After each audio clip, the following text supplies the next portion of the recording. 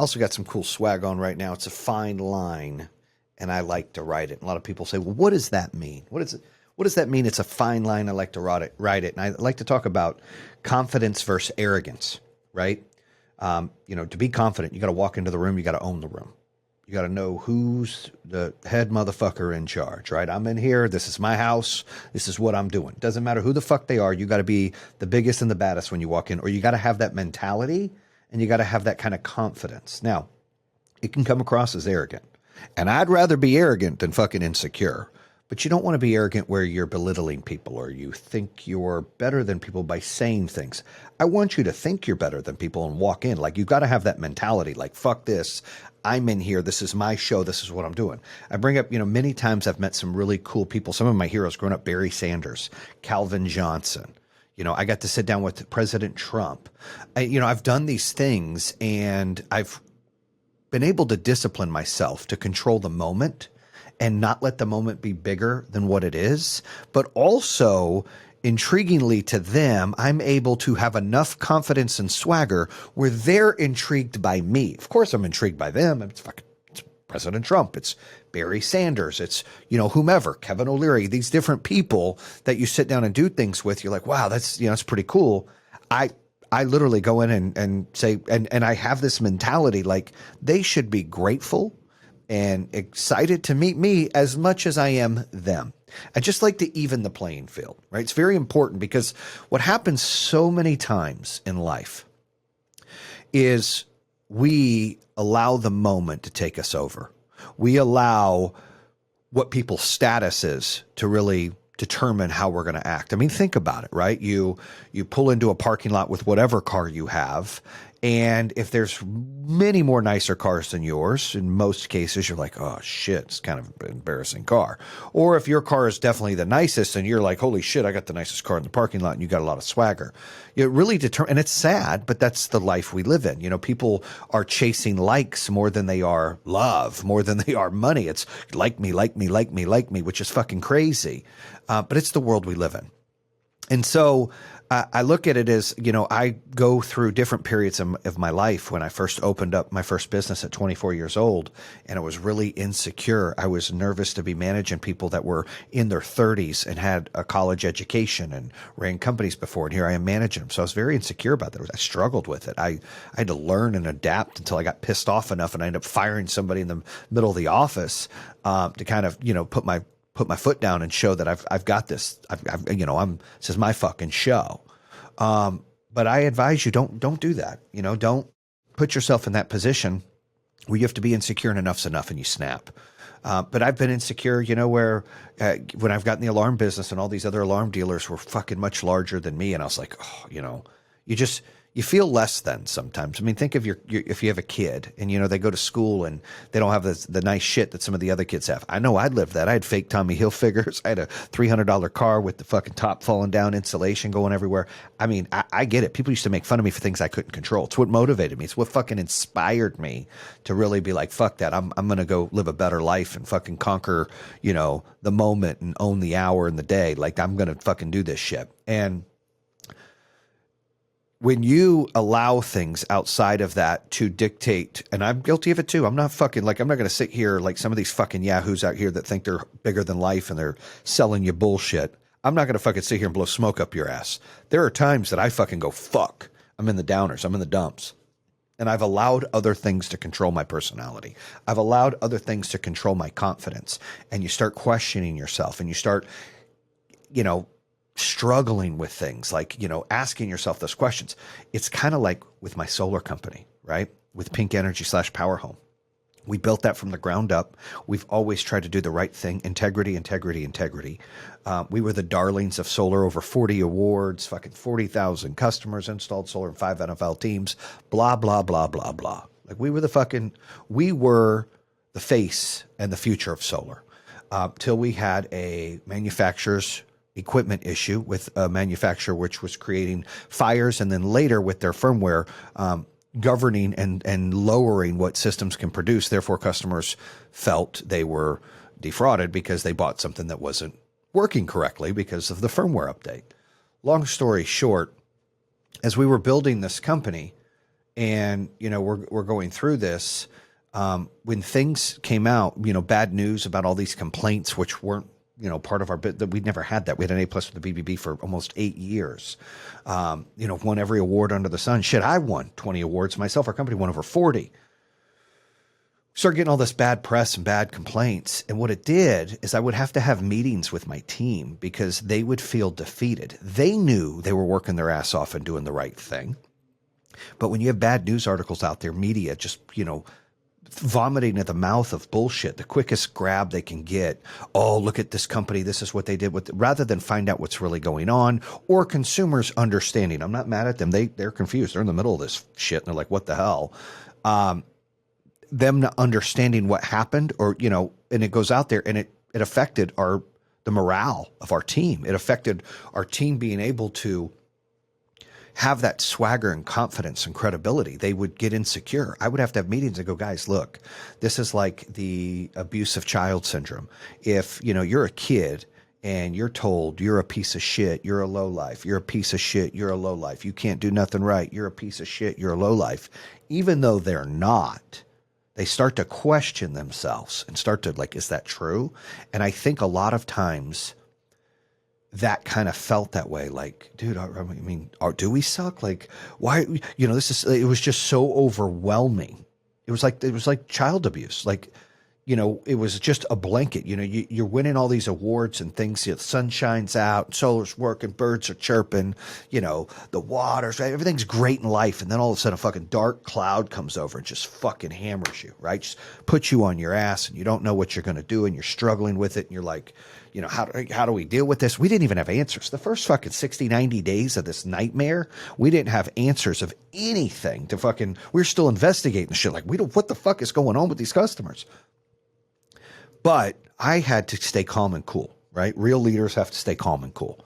And I would have to, let them know that, listen, we're trying to figure out what the hell's going on. And, and then when we figured it out, everybody knew. And all my employees were pissed off at Generac and knew that all of a sudden. I was like, look, you can't be pissed at them. Let me fight that fight. We just need to go out and do the right thing, continue to, be the best company we can and not believe all the the naysayers, the haters and the bad media out there. Let's go out and fix it. And the best way we can fix it with results. Let's get customers put in the right spot and let's go out and do a better job and offer better equipment than the Generac shit, right? That was kind of the play. I tell you this because, that was a moment where the whole team was feeling insecure. What do we do wrong? What's happening? Everybody was basically canceling us, canceling fucking me. What did we do? And that was hard. It was hard. It was hard for all the employees. I know it was very confusing, hard for customers not knowing what the hell to do. Some customers understood, but they're left in the dark. Some customers had no way of understanding. Some customers were just pissed to be pissed. The list goes on. I say this because I always talk about cows and buffaloes, right? I talk about, cows run away from the storm and the storm continues to chase them, and buffaloes run right through the storm. And I feel like at that time we were buffaloes and we were running through the storm. And there's times in your life that you got to run through the storm. You got to just deal with it, hit it head on and fucking make it last. Now, I wish I had the good story of the good team won, right? The right team won. The real villain didn't get away. They got caught. They got in trouble. That didn't happen here. The good guys lost. And the real villain, Generac, thus far has got away with it. They've got their own problems now with 2 class action lawsuits and a securities fraud lawsuit and everybody coming for them sooner or later because it's starting to unravel. But the problem is it was too late. Its customers were left in the dark. Employees were let go. It was bad. Creditors for the company left in shambles. It was bad. All that could have been prevented. And I wish. And look, if you asked me before this happened, I'd be like, there's no way that when people do the right thing and people bust their tail and do everything right, that they lose. I would have been the first to tell you, you got to be a buffalo, you fight through it, you win, right? You get through it. Man, we were the buffalo of the buffaloes. We fought and fought and fought and fought and fought and fought. Like, did everything we could do to rebuild our reputation, which we finally got our BBB back, which was great. Did everything we could do to pick up the sales numbers, motivate the sales team, and get the customers to believe in us. Numbers were up. That was great. We just ran out of cash. We got hosed and lied to by Generac. I'm not pointing the finger and blaming. I mean, that is a problem, but that shit died with me 6 months ago. There's nothing I can do. It's got its own case now in bankruptcy and a lawsuit against Generac. Like, it's its own problem now. It's not my problem. I'm there to help any way I can to make sure these consumers are made right. But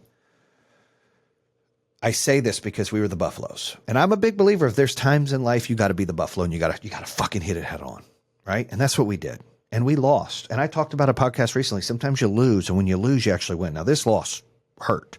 And I always think there's a plan. There's a reason why things happen. God puts things in place for a reason. Like you learn, you struggle, you go through these things for a reason. I don't know what all the reasons are yet, nor will I never know. If I knew, it wouldn't be by God's hand, because I would know, and it would be more scientific. It's by God's hand, and we don't know, right? So I took that buffalo thought process and said, you know what? I wouldn't have done anything differently. I would have done everything the exact same, fought the same way. I probably went out earlier on media and told the media what was going on. We were advised by PR and legal, like, hey, this will die down. Let's try to figure out more of the stuff. We're working with Generac, see what we can do, before we just land blasted them with the facts. We kind of got manipulated there. But I think that in life, when you're going through problems, maybe you're going through it in marriage, maybe you're going through it in business, maybe you're opening a business and you're struggling through these things, you never want to be the cow. You almost always want to be the buffalo and hit it head on. And I've been talking about 10 minutes about a buffalo, but this show's called Be the Storm, right? And so when I just mentioned that almost always you want to be the buffalo, there are times you need to be the fucking storm. What's that mean, Jayson? Great fucking question. That means when you're the storm, everything is up for grabs, meaning no more fucking time for bullshit. All in, let's fucking go. Fucking you control the entire fucking landscape. Being a buffalo means you have your map, you're ready to rock and roll. Oh, here's the storm. You run through it and hit it head on. When you're the storm, you're making the shit happen. You're the one that controls all of it. And it's hard to do, and you can't do it every fucking time. But there are times you got to be the fucking storm. I have a reset button on my life. I'm not running a fucking $1 billion business anymore. So I'm starting coaching for home service people out there, people that do landscaping, lawn care, HVAC, pest control, security, solar, like guys and ladies out there running companies that want to grow, want to scale, want to learn. I want to start giving back and let them use my knowledge and my wins and my losses to better themselves. But in order to do that, I got to be the fucking storm. I don't have problems coming at me now, right? There is no problem. There's no fucking storm coming at me. I got to make the storm. I got to shake up the environment. I got to rattle and make things happen. I've got to make other people, other situations, get comfortable being uncomfortable and moving forward in life. Like, I'm not going to sit around and wait for a fucking storm. Sometimes you have your map. Sometimes you're in your path and you're waiting on that storm. And that's when you got to be the buffalo. But if there is no fucking storm and you don't have a new fucking map, you become the storm, not the buffalo, and you make the fucking map. And you control all of it. You shake everything upside down. You fucking throw everything up and let it all come down and say, now what? And that's how I feel like I'm doing. I'm super excited. I got fucking coaching going on. I got the podcast going on. Got some investments going on. I'm excited about it, but it ain't no fucking storm. I'm the fucking storm. I'm bringing it. I'm making shit go, holy shit. Who is this fucking guy? What is he trying to do? I want to get better at life. I want to fucking better my business. I want to grow my business. I want to have strategic growth strategies. I want to learn digital marketing in order to get my customer acquisition costs down. I want to learn to raise capital. I want to learn to try to maybe take my company public. I want to learn about M&A and how to buy and merger and acquisitions of different companies. I want to learn how to really grow a solar company and what markets to look at and how to do the digital marketing, who to hire. I want to learn how to build a production team and make sure that they can install everything correctly. I want to learn how to grow a door knocking team. I want to learn how to grow, like, all of these things is what I want to be able to teach people, because I've done it, because I've literally fucking done it. I mean, 4 companies, 3 from my master bedroom. One, we joined another security company. All the companies worth over $10 million, one worth $1 billion. Over 100,000 customers, right? 40,000 in solar alone. Over $1 billion in sales, $1 billion valuation, and an LOI to do a reverse merger and go public in 2022. Earlier, like literally early 2022 had that. We're supposed to close mid 2022 until we had this manufacturer's issue with Generac. You won't meet a motherfucker like me. I don't care where you go. I don't care if you talk to the Grant Cardones, you talk to the Ed Milettes, you talk to whoever the fuck you want to talk to. They haven't done what the fuck I've done. Here's what they've done. They built good companies and they go out and they motivate you, but they're all the fucking same. They all dress the fucking same. They all say the same shit. That's what they do. What are they giving you to better your business?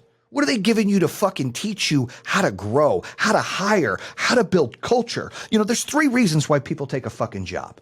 1, they take the job because they see career opportunity. They see the advancement. They see the staircase of growth. They're like, oh shit, I could do that. And you got to have real life examples. You got to showcase those employees that have started with you and grown up so you can say, hey, look, this can be you. That's 1. 2, money. Obviously, people want to chase some money. I get that. 3 is culture. You've got to learn how to do all fucking 3 for your company. You can't just do 1.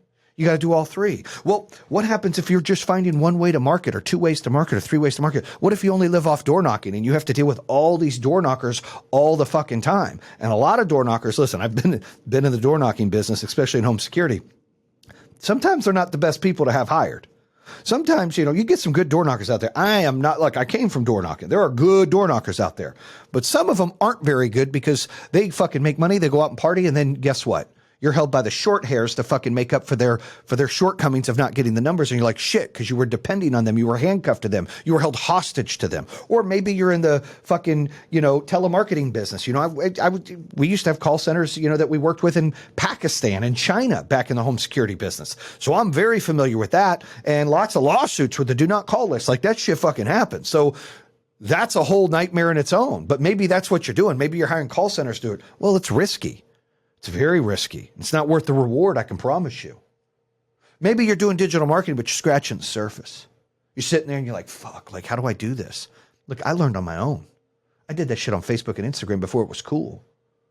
And when we closed, we were a top 50 Facebook ad spender. We were spending over $10 million a month on all digital ad spend to get customers. That's right, $10 million a fucking month, $120 million a year.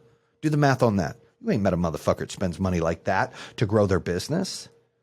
That's what our business did. That our customer acquisition costs we had built in. It got us to where we needed to go, doing $50 million a month in revenue. Like, you ain't gonna meet a motherfucker that does like that. So I want to take my knowledge and my experience and everything that I've got, my wins and my losses. People never want to talk about their losses. They want to fucking, you know, beat their chest. I'm the champ. Motherfucker, you a chump. Real men, real strength deal with their losses and hit them head on. Real motherfuckers can talk about it. They don't get all fucking bowed up and shit like they're badasses on the phone and fucking run their mouth on fucking internet. No. And they think that they're God's greatest gift. I mean, they're all the same. Oh, I get the cars and I'm this fucking guy and I'm fucking, yeah, look at me. I've never had money before. I went through that fucking stage, dude. Trust me. Fucking douchebag stage is what I call it. You need to learn to be real with people. You need to be relative with people. They need to understand that not only are you relevant, but that you're relatable. They're like, that could be me. You know, if you're some asshole buying cars every other fucking week and throwing them on social media, and look, some of those motherfuckers do, and some of those cars are fucking dope, and I ain't hating. Fuck, I used to like fucking badass cars like that. I got a couple cool cars myself. But I'm not into cars like some people, right? I've got looking for generational wealth, and I'm looking to give back, and I'm looking to, help, other entrepreneurs make millions, if not billions, right? I'm looking to partner with some of them, like take it to the next level, bring this thing full circle. But there are people out there, that's what it's about, and I get it. But is that what it's about? What is it about? Is that what you need? Do you just need to see someone that's got some fancy shit and tells you, hoorah, let's fucking go? Get off your ass and don't take no for an answer. Is that what you fucking need in life? Or do you need to sit down and go down the fucking data? Do you need to go down the data points of, holy shit, here's where I'm at, and have a consultant, have a coach? Look, don't fucking hire me. You don't want to. I don't give a shit. But get somebody to help you in your journey. Fucking A, the best investment you can do is in yourself with self-improvement. Find somebody who's been down that road that wants to give back, that fucking can help you. They've seen the story. A great coach is someone that when you first talk to you, they already know what's coming and they bring it up. This is going to happen. This is going to happen. This is going to happen. Holy shit, that is happening. Exactly. That's a great coach. I'm honored to work with a couple people right now. I'm super excited about. One of them's an ex-NFL player. He's opened up a business. I'm jacked to help this man. He's a great man. Take it to the next level.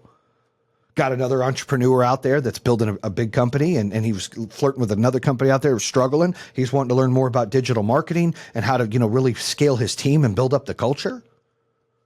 I've got another gentleman out there starting a clothing store that's like, hey, how can I brand myself?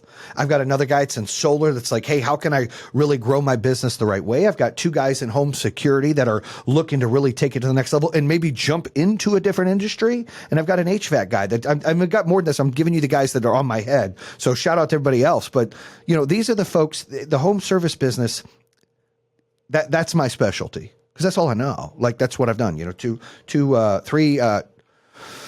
two home security businesses, another home service business, and a solar business. And so, I love what I do. I love to give back. I love to grow. I love to see success. I love to see happy customers. I love reviews. Shit, we had over 2,500 reviews and an A+ with the BBB and a 4.6 on Google and Facebook. That's unheard of when you have almost 40,000 customers in 8 years. But that's what we did. We strived for customer perfection. That's what you need to do. Maybe you're a sales rep out there and you're like, fuck, how can I be better? Well, first of all, you got to do a gut check in the mirror and say, how can I be better? You got to first own your problems. Okay. And two, you got to talk about your losses with yourself, because if you just fucking lose and you suppress it, you're not learning anything from it. You've got to fucking swallow that shit and learn from a loss. I'm here to talk about losses. I'm here to say, look, I've been to the fucking top and then had my whole fucking legs cut off and fell to the bottom, and I'm building the back up. That's what the fuck I'm doing. My boy David Meltzer was $130 million. He was worth, filed bankrupt, lost everything, and he's building it back. You don't see me fucking sitting down, not doing nothing? There's a time you got to fucking be a buffalo. Most of the time you're on your fucking journey. The problem hits, you got to be the buffalo and hit the problem right back in the fucking face.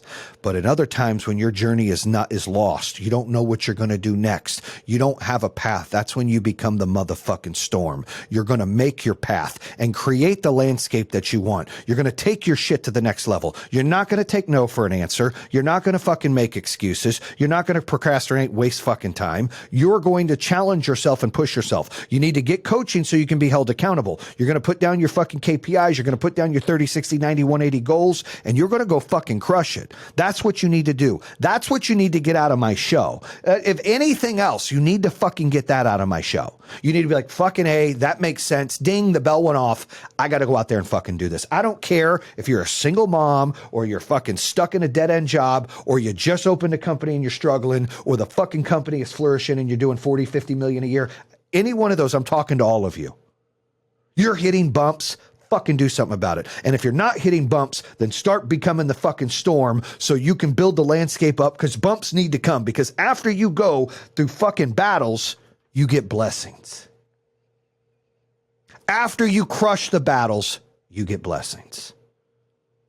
I appreciate you watching the show. Have a great day. Bam!